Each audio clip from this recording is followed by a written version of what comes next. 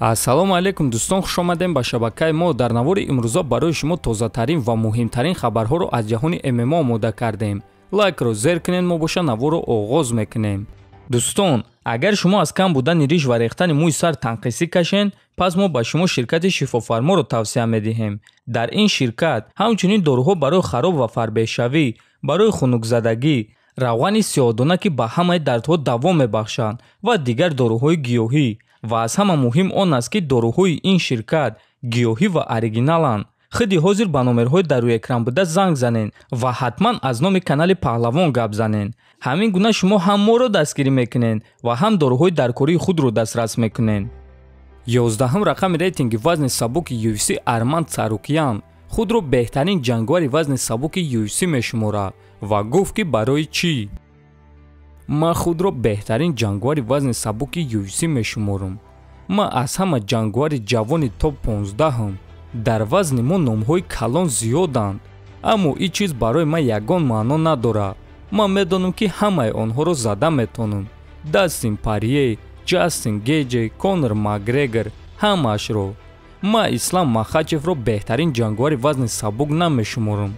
медонам ки беҳтарин ҷангвари вазни сабук худи маюм.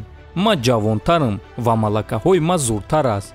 бокс ва зарбазании ман зуртар аст.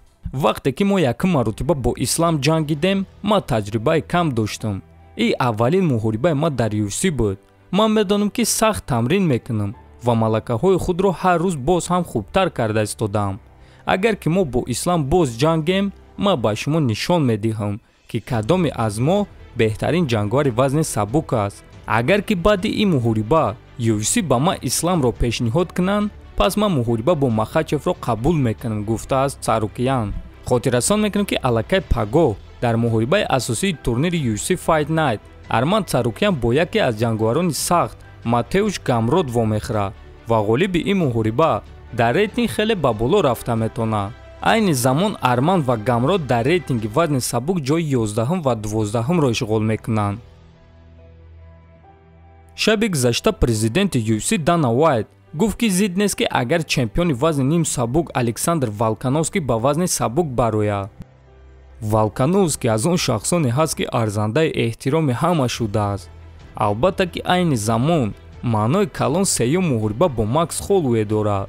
ӯ бояд ки ин муҳорибаро гузаронад ва ҳамаи ин таърихро дар гузашта монад. ва агар ки Волкановский ғолиб шавад, пас ӯ дигар дар ин бора ягон гап намешунавад ва баъд ӯ метавонад ки тамоми кори мехостагиашро кунад. баъди ин агар ки Волкановский хоҳиши ба вазни сабук баромадан ва ба ягон ҷангвари вазни сабук визв додан хоҳад, пас ман барои ҳама чиз розиам, барои ҳама чизе ки ӯ мехоҳад, гуфтааст Вайт. хотиррасон мекунем ки Александр Волкановский ва Макс Холлоуэй ду маротиба ҷангиданд ва дар ҳар дуи муҳорибаҳо Волкановский ғолиб шудааст. аммо аз сабабе ки ин муҳорибаҳо хеле наздик буданд, мардум бо қарори доваро розӣ нестанд ва барои ҳамин UFC сеюм муҳорибаи онҳоро ташкил кард ва акнун онҳо рӯзи 3 июл дар турнири UFC 276 сеюм маротиба вох хоҳанд хӯрд. дӯстон, ба фикри шумо дар сеюм муҳорибаи онҳо ки ғолиб шуда метавонад? метавонед фикротонро дар комментария нависен.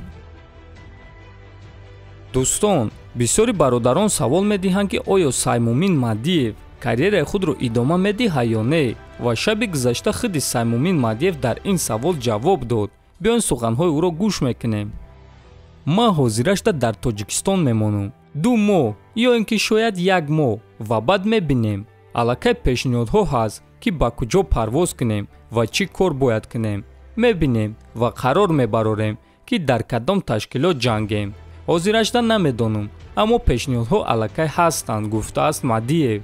ва дӯстон, баъзе бародарон мепурсанд ки оё Саймумин Мадиев дар UFC баромад карда метавонад ё не? албатта ки любой ҷангвар имконият дорад ки дар UFC баромад кунад, аммо барои ин, яъне барои ба UFC афтидан якчанд роҳҳо ҳаст. ҳозир мо ба шумо якчанд роҳҳояшро мегӯем.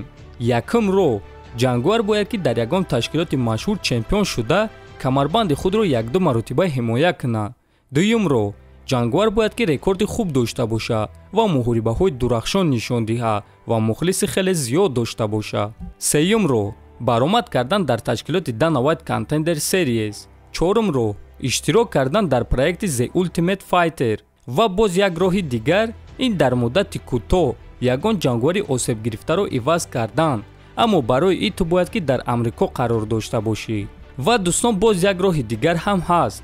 Дана Уайт ба ҳар гуна кишварҳо ва шаҳрҳои он сафар карда дар турнирҳои маҳаллӣ меҳмон мешавад ва ҷангвароне ки ба ӯ маъқул мешаванд бо онҳо шартнома мебандад. Масалан мегирем Ренат Фахриддинов бо ҳамин роҳ ба UFC афтид.